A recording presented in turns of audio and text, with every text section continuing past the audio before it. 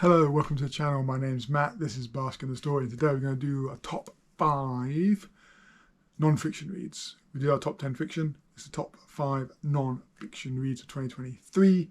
These are all new to me in 2023, and we will just crack on.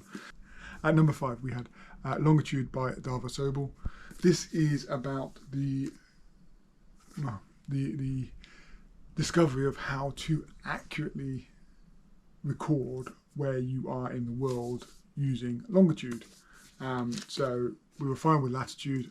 North and south was not a major problem, but actually longitude was a huge problem, and understanding where you were longitudinally was incredibly difficult and led to a ridiculous number of ships getting lost and stranded, or shipwrecks, and various other problems, because the methods we had for really thousands of years were not particularly accurate and had quite a significant range of errors baked into them, really.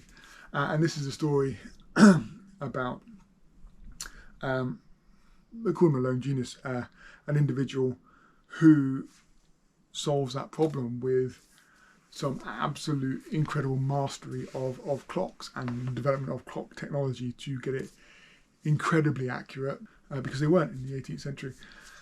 And so it's the technology he develops in that. It's also the struggle he has to get recognised, because the authorities were looking at astronomical ways of measuring and recording longitude, and didn't like the inferior engineering approach, which was clocks. But his ability to continue to perfect his clock, so that not only were they so much more accurate, but they're so much more accurate in conditions at sea, where you have storms, you have ships rocking to and fro, sometimes quite vigorously, and just hot, cold, depending if you're in where you are in the world. If you're travelling up north to North Pole or down to the equator, the temperature variations are huge, and obviously clock mechanics, there's metal and other materials that expand and contract in heat. So how do you counteract that in your building of clocks?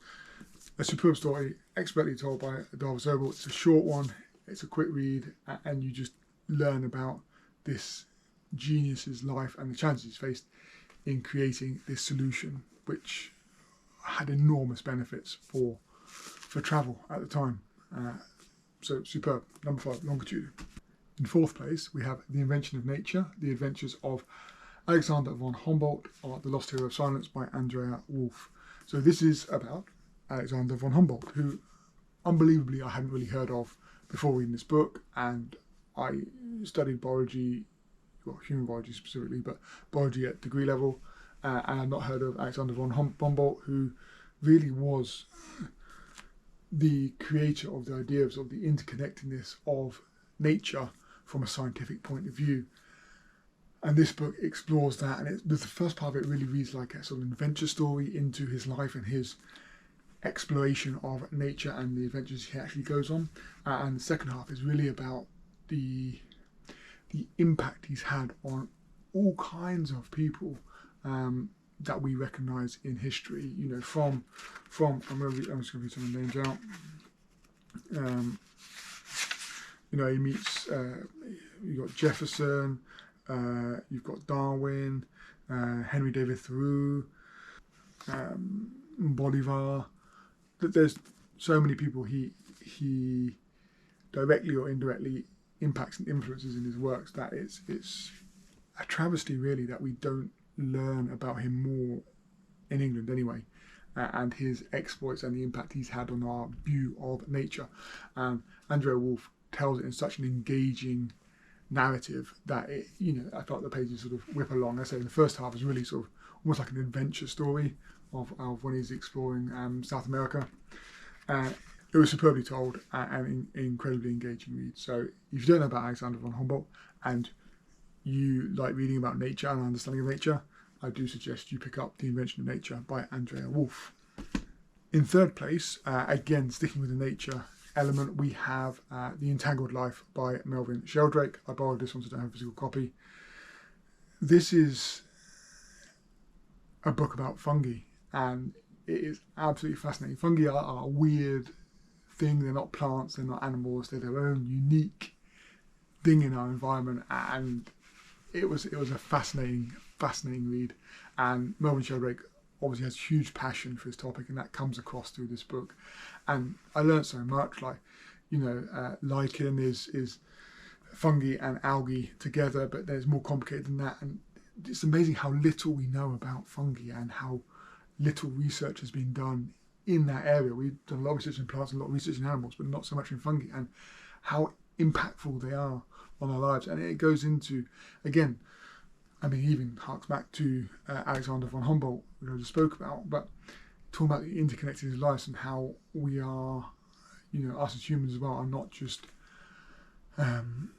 beings within the environment, but we are environments ourselves to all kinds of living organisms. And it was just a fascinating world, and fungi are mesmerizing. And I would encourage you, again, if you've got an interest in nature, and that this is wonderfully written, there's such passion in the words, and you will learn a huge amount about a huge proportion of living stuff on this earth, because fungi makes up a massive proportion of it, and some of the numbers he talks about are astronomical, and he literally compares it to the solar system.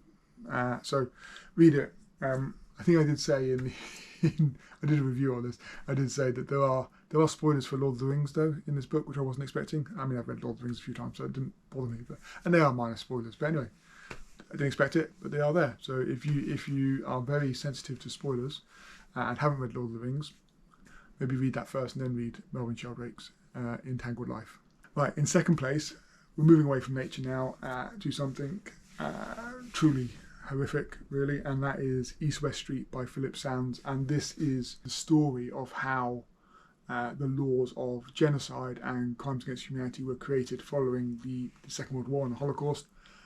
And it is told through a brilliant narrative that Philip Sands, weaves from the individuals who created those laws, and also his family's personal experience through the Holocaust and through that. And then we also get the experience of some of the Nazis within that, who were then facing the Nuremberg trials and these laws for the first time.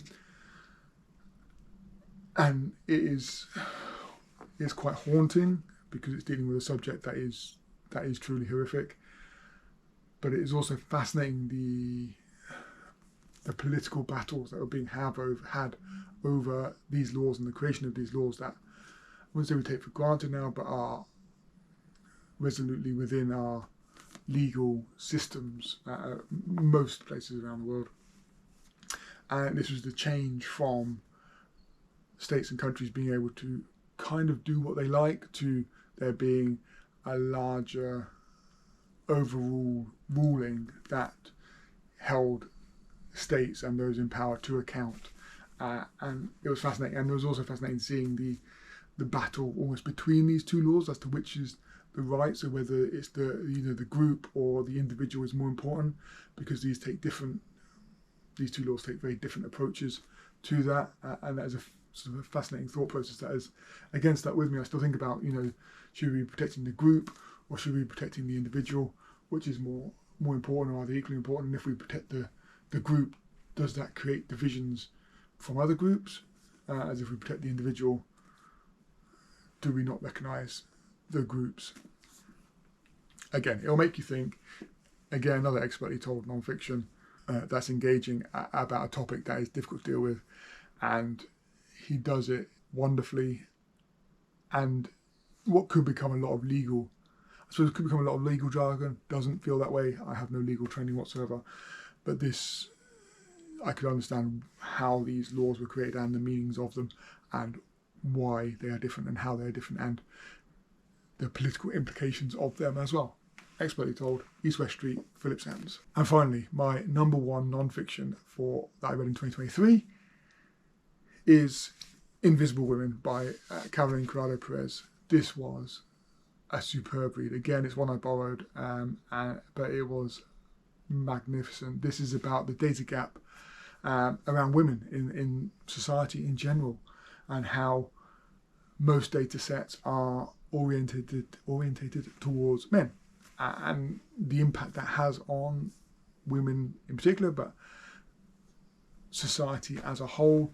and it was absolutely fascinating. It's one of those books that just makes you see the world differently, and that you don't necessarily think about. You know, it covers such a huge range of topics. It goes, you know, you've got the space for toilets, to the design of cars, to the manufacture of tools, to emergency relief after disasters, to mobile phones, just to public transport networks.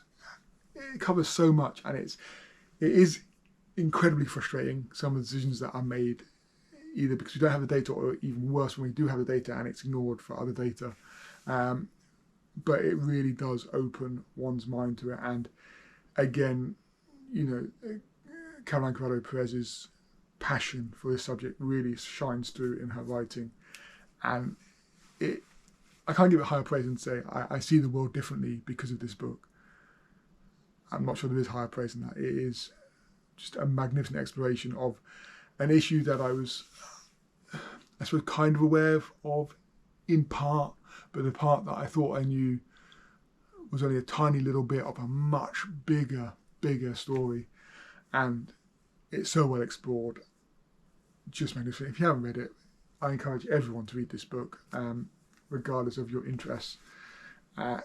It's one of those that should be on everyone's radar. It is superb, magnificent, #1 book of 2023. Let's hope something tops it in 2024, but it's going to be a big struggle for someone to top it up next year, or this year now, we're in 2024. Just superb, and my favourite non-fiction read of the year. So that's it. So that's my top 5 non-fiction for 2023. We will see what we read in 2024. I've got loads of books ahead of me planned, and we'll see what we get to and what we enjoy, and whether we enjoy anything as much as these 5. Let's hope so.